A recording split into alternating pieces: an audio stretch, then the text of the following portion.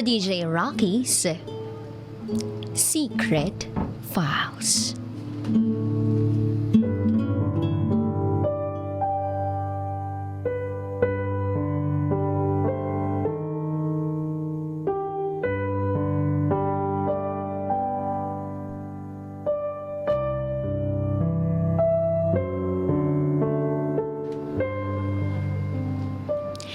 Nakita ko na may picture ang boyfriend ko at yung babae niya sa isang hotel.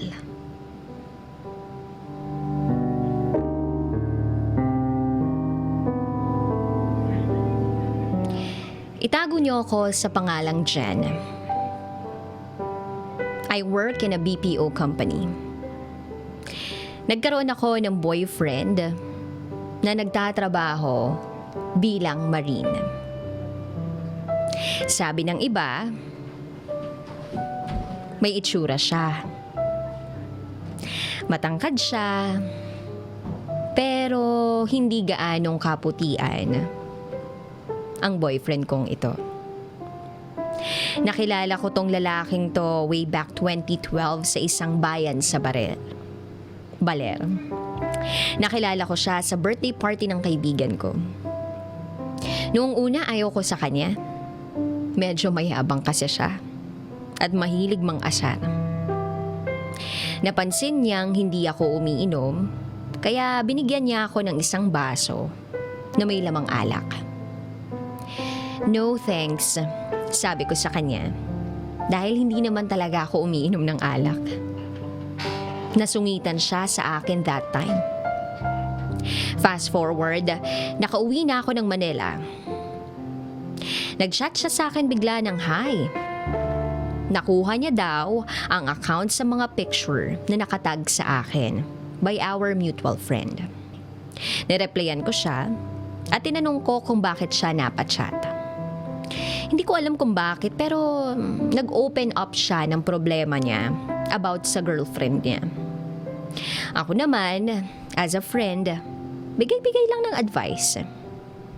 Fast forward. Umabot ng almost 3 months na magka-chat kami. Beshi na ang naging tawagan namin. Tuwing may problema siya, nag-open up siya sa akin. At ganun din naman ako sa kanya. Kadalasan lang naman, nagiging problema niya ay yung mga babaeng nai-inlove sa kanya. Medyo babaero kasi tong kuya mo. Umabot ng almost 5 years ang friendship namin.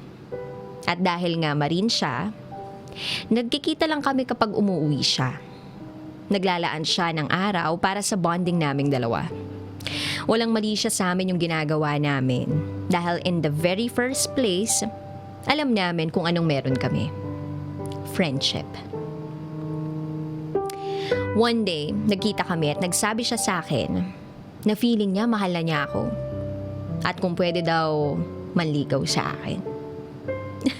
Natawa lang ako at sinabi ko sa kanya na wag niya akong pagtripan at wag niya akong isama sa mga listahan ng babae niya. Medyo nalungkot siya at sabi niya, ang sama naman daw ng tingin ko sa kanya. So, nagkaroon kami ng agreement that day. Manliligaw siya sa akin at kapag wala siyang naging babae sa panahon ng panliligaw niya, ay sasagutin ko siya. Hindi ko naman ikakaila na hindi ko siya gusto. Kahit kasi babaero itong si kuya mo, responsable siya pagdating sa pamilya niya. Mahal na mahal niya din yung mga kapatid niya. Kilala ko ng parents niya at yung mga kapatid niya, kahit sila ay sobrang napalapit na sa akin. So, umabot ng 1 taon yung panliligaw niya sa akin. Wala siyang naging babae. Wala siyang naging karelasyon gaya ng ipinangako niya sa akin. August 1, 2017. Sinagot ko siya. Official na naging kami.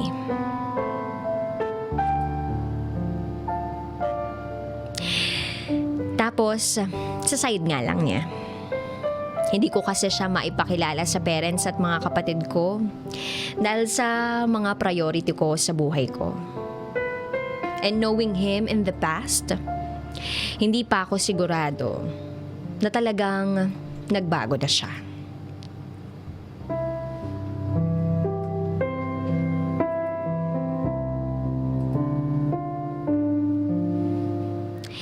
Naging open ang relasyon namin sa family niya, while sobrang naging tago sa side ko. Naging masaya ang buhay ko sa friendship namin at mas ramdam kong mas naging masaya nung naging kami. May mga pagkakataong nagtatampo siya sa akin kasi gusto niyang maging open siya sa family ko. Kaya lang, hindi pa ako ready nun eh. Hanggang sa napagdesisyonan naming mag-set ng date. Magkakaroon sila ng family reunion at invited ako ng parents niya. By the way, his parents and siblings are happy na naging kami. At ramdam ko mahal din ako ng family niya. So napagdesisyonan ko na ipakilala sa family ko after ng magiging reunion nila. Marami kaming bagay na pinagkasunduan. Mahilig kami sa milk tea. Mahilig kaming manood ng movies at mahilig kami sa shoes. Isang bagay ang ayaw niya. Sa relasyon kasi namin, meron akong golden rule. No lip kiss. Which is, I know, unfair to him. Sa tagal-tagal naming magkakilala at magkaibigan, hindi na bago sa pandinig niya yun. Nakakatuwa kasi nire-respeto niya yun.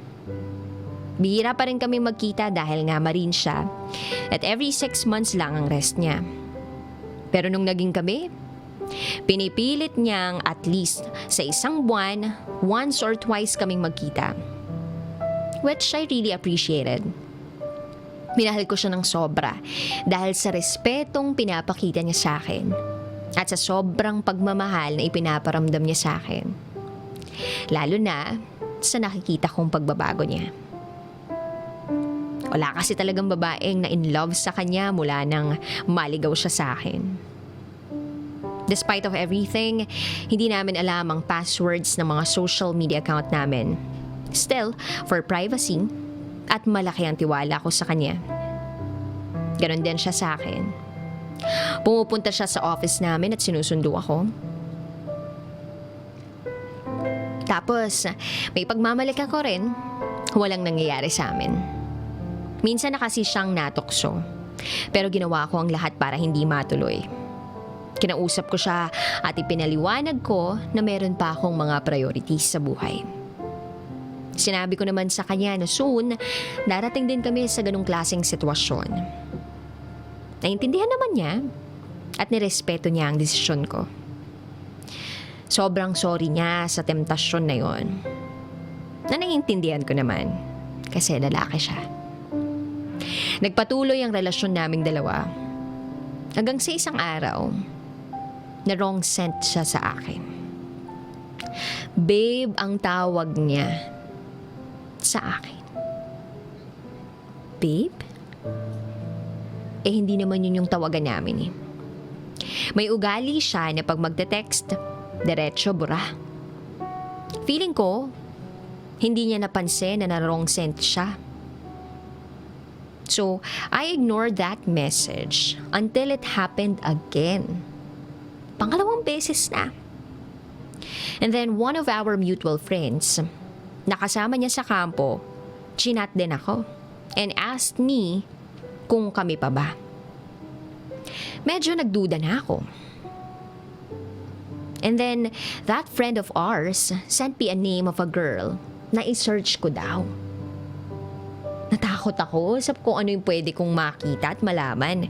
Kaya, hindi ko na lang chinek. Hindi ko rin siya kinumpronta hanggang sa nakita ko yung post niya. Puro selfie lahat. May isang picture na nahagip ang isang kilalang hotel. As in, 5-star hotel sa likod ng pic niya. Nagalit na ako sa kanya dahil unang-una, hindi sinabi niya sa akin na lumuwas siya ng Maynila. Sabi niya, biglaan lang daw. At isang araw lang daw yun na lumuwas siya ng Maynila. Hindi ko alam pero that day, may nagtulak sa akin na tingnan yung profile ng babae na sinend sa akin ng mutual friend namin. Sobrang nagulat ako sa nakita ko. Sumikip yung dibdib ko. At doon na tumulo ang luha ko. Why? Nakita ko yung same post niya sa profile ng babae at magkasama sila. May mga kuha pa na nasa loob sila ng kwarto doon sa hotel. Kinausap ko siya at nagpaliwanag siya. Sabi niya, kaibigan niya lang daw yun. Ano yun? Nanunood lang kayo doon sa hotel room? Kaya ang ginawa ko, nakipaghiwalay ako sa kanya that day. Lumipas ang 1 buwan, hindi kami nag-uusap. He chatted my sisters asking for help, even though hindi niya pa nami-meet yung mga sisters ko. In-explain ko sa mga sister ko yung nangyari sa amin. Kasi hindi nila alam na may boyfriend ako. At gusto nilang ma-meet bago pa nangyari ang lahat. Nagmatigas ako dahil sobra na ako nasaktan sa nangyari. So dumating yung araw ng family reunion nila. Tinawagan ako ng nanay niya at nakiusap na pumunta ako. Nakiusap sila at sinabi na hindi nilang magpapakita si Boy sa akin. But I did. Nakipagkita ako. Tinanong nila ako kung anong nangyari. Sinabi ko lahat sa kanila. Until they asked me to show them the profile of the girl. That day is the worst day ever. I opened my account at sinearch ko yung account nung babaeng yun. Yung last time na binisita ko yung account niya, yun yung may nakita akong picture. Nakasama niya yung boyfriend ko sa isang hotel. So this time, alam niyo ba kung nung nakita ko? Post nung babae ng ultrasound niya. Saying that my boyfriend is the father of that baby. Sobrang na-down ako that day. Yung matagal na palang may nangyari sa kanila. Yung sa sobrang luwag ko sa relasyon, I didn't even notice na may iba na pala siya. Galit. Galit yung nararamdaman ko. Kasi umaasa ako nun na maayos namin kung ano pa yung meron kami. Then I decided to end everything. Masakit kasi yun. Dahil yun yung araw na dapat ipapakilala ko siya sa family ko pero hindi nangyari. Tapos, hindi siya tumigil. Chinachat niya pa rin yung mga kapatid ko asking for help. Kesyo, susustentuhan niya na lang daw yung bata nung dinadala ng babae. Hindi niya daw sinasadya yung nangyari. Hindi niya daw mahal yung other woman. At that time, binuo ko yung desisyon ko. Desisyon na wag na siyang balikan.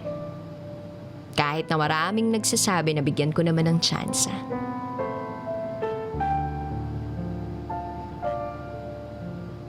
Marami pang nangyari simula nung naghiwalay kami.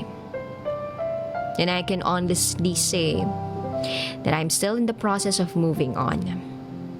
Mahirap kasi, marami na kaming naging plano. Minsan na din namin napag-usapan yung pagbuo ng family, business, at marami pang iba na dapat magagawa namin together. Kaya, para sa'yo kung nakikinig ka man, mahal, hanggang ngayon, lagi kong pinapanalangin na sana hindi yun nangyari. Ang hirap kalimutan kasi sobrang mahal pa rin kita. Mahirap man pero sana maging masaya ka. Maging mabuti kang ama at asawa sa magiging pamilya mo. Maraming nanghihinayang sa ating dalawa at maraming nakakahinayang sa relasyon natin. Namimiss ko palagi yung boses mo, yung pagkanta mo para sa akin. Yung pagtawag mo kapag wala akong kausap. Yung lahat sa'yo, namimiss ko pa.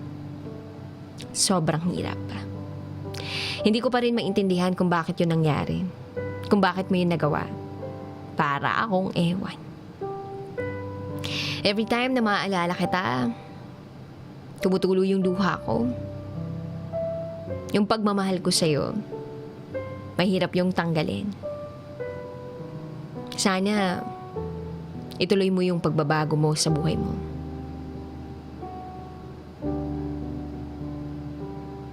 Mahal na mahal kita.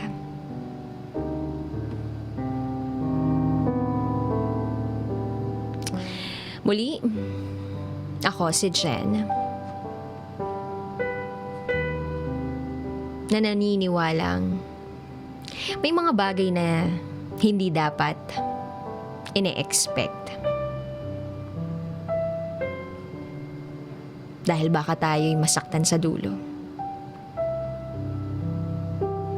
At minsan, kahit ibinigay mo ng lahat, hindi pa rin sapat. Sa taong hindi marunong makontento.